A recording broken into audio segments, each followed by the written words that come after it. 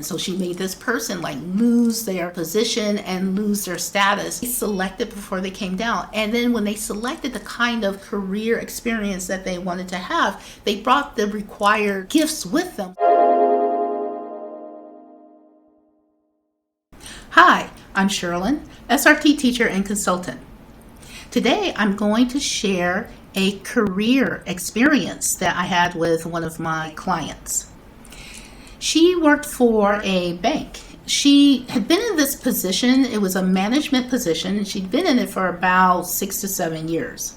She was kind of overperforming. She was doing senior management work without the recognition she felt. Like, for instance, her boss kept giving her more work, but would give her reviews that weren't glowing. She felt like she was underpaid. Even though she kept asking for a raise and a position that was higher than what she had, she kept getting denied.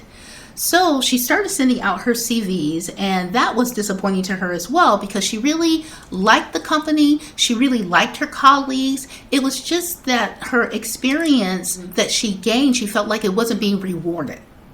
So when she came to me, she wanted to work on her relationship between her and her boss and also what she can do to get a promotion. So I asked her, okay, so take a deep breath. And when you think about being a senior manager, what's the first word or feeling that comes to you? What came to her was that she wasn't worthy of being a senior manager, that she couldn't handle the amount of work because she thought it was going to be even extra work to do. And she also felt like she was going to betray her colleagues, because they were her friends. And she felt as if, well, if I become a senior manager, then what will happen with those friendships and how will I treat my colleagues? And it surprised her what came up. So this is a technique that I like to use because it gets the person, when you tell someone to take a deep breath and to think about a topic, they become more present to what their true feelings are, and they can face it. So based on what she said, I told her, well, wow, the clearing doesn't need to focus on your boss. The focus of the clearing needs to be about your feelings of unworthiness about being a senior manager, and also about your relationship with your colleagues, because you're, in a way, on a soul level, on a deeper level, you're holding yourself back from taking on that position. When we did the clearing, there were several past lives that came up where she was in a senior position. There was one where she was a general. She emotionally harmed and physically harmed the people who were under her, like all the soldiers under her. So there was a lot of guilt and self-punishment related to how she treated the people that reported to her.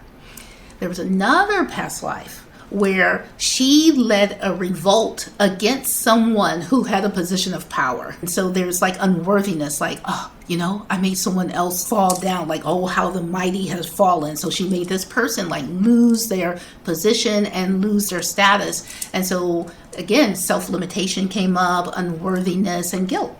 The third lifetime that came up, she accepted a kind of a bribe. She turned against her friends for a position of power. So she was given a choice whether to stay with her friends and they still struggle, or she could go to the other side and get paid to turn against her friends and her colleagues. And that's what she did. So this is why the situation about the colleagues were coming up, because she felt as if, oh no, I can't manage my colleagues. So in a way, she in this life, she feels like I'm turning against them. So in that life, that's what happened. So again, there's betrayal, guilt, self-punishment, greed. So all of that came up in that lifetime. After those 3 lifetimes that came up, there was only one that came up with the boss. And with her boss, which is very interesting, she accidentally killed her boss. This is why in this life, she felt as if her boss was being picky Her boss actually, after the clearing, she reflected on it. She said, oh, actually, my boss isn't being picky. This was just my feeling. And it was her feeling because in that lifetime, she caused an accident which harmed her boss. And so it's her own guilt on a soul level, like thinking like, oh, she's picking on every single thing I'm doing to make sure it's right. No, this was her guilt making her feel this way because she didn't want to have a repeat of an accident happening again. So after we did the clearing, and there were other things that needed to be cleared, other spiritual programs, etc. After we did the clearing, I asked her, okay, so now take another deep breath.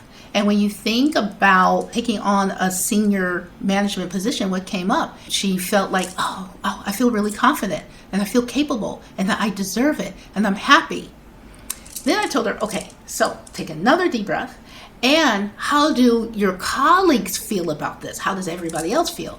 And she said, oh, wow, they're like applauding. They're happy for me. I said, yeah, exactly. What we just cleared is your perspective based on these past life experiences, which is what's holding you back. About 1 month later, she contacted me and she said that what the senior management team did is that they created another level, management level, which they put her in. And they told her that they were going to have her take management classes so that she could eventually, within a couple of years, move up to a senior management position. She was really happy about that because she felt as if, wow, they really recognize me and I feel really honored and I know I can do it and I see my path just getting higher and higher. So whenever we have a challenge, that means that we want to grow. Always remember that. A challenge doesn't mean that someone is against us or we're doing something wrong. No, it means that we are ready to grow and is feeling a bit uncomfortable. Another thing I want to mention is that with our career, remember we selected the career that we want to have in this lifetime. So there are times like we've met people like when they're very young, they knew I want to be like a fireman or I want to be a lawyer or I want to be an actress. Like they knew very early, right? And it's because this is what they selected before they came down. And then when they selected the kind of like career experience that they wanted to have, they brought the required gifts with them so that they could do this, so that they can succeed. We all have gifts.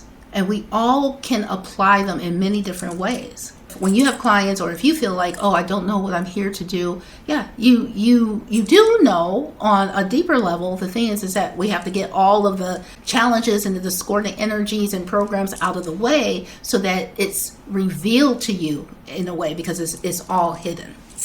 One thing I will say is anything that you love. So whatever you love to do, this is your talent, right? Whatever people say that they associate you with, like, oh, you're always such a happy person. You always know how to figure things out. This is your gift. So this is a simple way that people can discover what they're here to do, is to look at first of all, what you love to do, and then the feedback you get from others about things that you are really good at that you probably take for granted.